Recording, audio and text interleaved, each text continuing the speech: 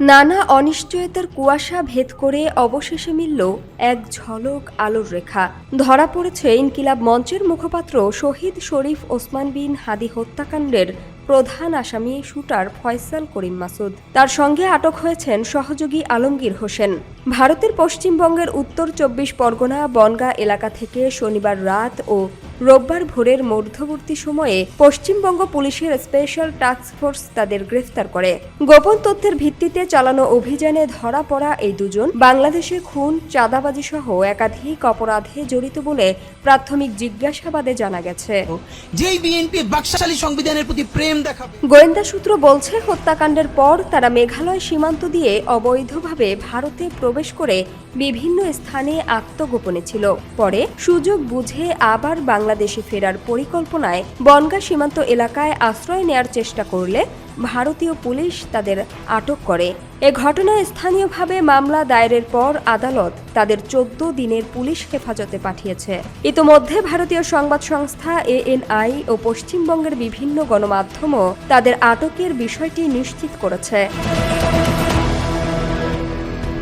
বাংলাদেশের গোয়েন্দা তথ্য ও কূটনৈতিক তৎপরতার ভিত্তিতে তাদের দেশে ফিরিয়ে আনার প্রক্রিয়াও শুরু হয়েছে।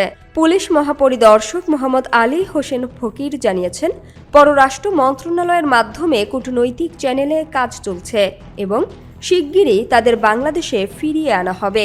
একই সঙ্গে সন্ত্রাসী ও চাঁদাবাজদের বিরুদ্ধে দেশব্যাপী সাঁড়াশি অভিযানের প্রস্তুতির কথাও জানান তিনি। অন্যদিকে ইনকিলাব মঞ্চের আহ্বায়ক শরীফ ওসমান হাদি হত্যাকাণ্ডে জড়িত সবাইকে আইনের আওতায় এনে দৃষ্টান্তমূলক শাস্তির দাবি জানিয়েছে তার বোন মাসুমা হাদি। তিনি বলেন, প্রধান আসামি ফয়সাল গ্রেপ্তার হলেও এতে পুরোপুরি সন্তুষ্ট নয় পরিবার। তার মতে, ফয়সাল একজন শুটার মাত্র।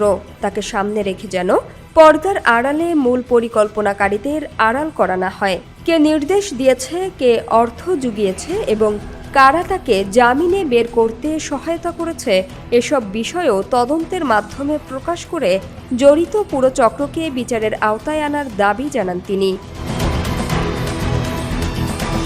উল্লেখ্য, গত বছরের ১২ ডিসেম্বর ঢাকার পল্টনের বক্স কালভার্ট রোডে জুমার নামাজ শেষে গণসংযোগের সময় মোটরসাইকেলে আসা দুজনের গুলিতে গুরুতর আহত হন ওসমান হাদি। পরে ১৮ ডিসেম্বর সিঙ্গাপুর জেনারেল হাসপাতালে চিকিৎসাধীন অবস্থায় তার মৃত্যু হয়। দীর্ঘদিন পর প্রধান আসামি ধরা পড়ায় রহস্যের পর্দা খানিকটা সরলেও প্রশ্ন এখনও বাতাসে ভাসছে। ন্যায় বিচারের দরজা কি শেষ পর্যন্ত সত্যিই খুলবে, নাকি গল্পের শেষ পাতায় আরও অন্ধকার অপেক্ষা করছে? সামিয়া সুলতানা, ঢাকা ওয়াচ।